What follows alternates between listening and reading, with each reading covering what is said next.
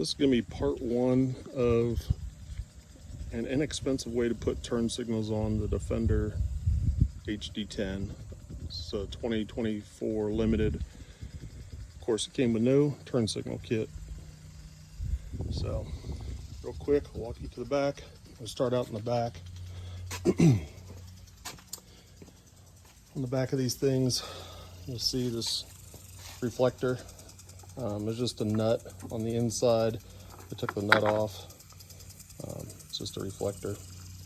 So take that nut off, this will come out, and you'll see you have this just plastic piece right here. So with that, I've already drilled out this side over here. I used a 2 1/4 inch little drill.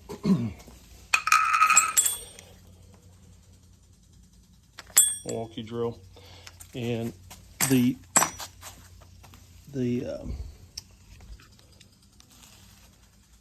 reflector, the size is like 2 1/2, and these I found online. I'll put the link in the bottom, but these fit in there perfectly. So this has a little grommet. It's kind of nice. Kind of runs along the edge. Gives you a pretty good seal. I might put some silicone or something back in there. But once you run your wiring, you put your light inside here, it'll fill that in nice, and you can see the void that goes all the way through. So I'll just be able to run the lights up to the front. I got this little cheap flasher kit on Amazon. I'll put this link on there as well. It's real easy. Just, you're turning right, you're turning left. And then I bought this as well, and this is what's going to make it flash. So altogether, I think this and the switch was like 13 bucks. The lights themselves are like another 13 bucks. So for under $30, I'll have turn signals to the rear, so at least people follow me, and if I'm on the street.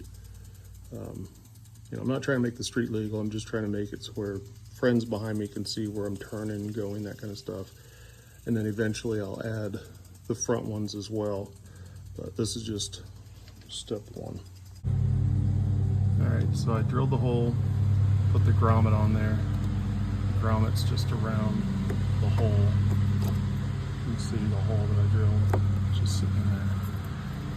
And then I took the LED light, I soldered it, heat shrunk it, and then I put a good amount of electrical tape. You can see where the heat shrink is, where it stops, on a nice,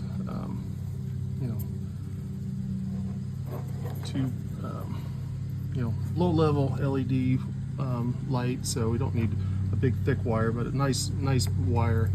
Anyway, so now I'll take 2 hands, but I'll get this light into this fixture, and then I'll show you what that looks like. But kind of slides in here. You might have to mess with the boot a little bit. The boot's going to want to try to push in on you a little bit. So like I said, 2 hands will get it in there, but you might have to pull this around a little bit. But once it's done, and then you'll have your wires come out the back.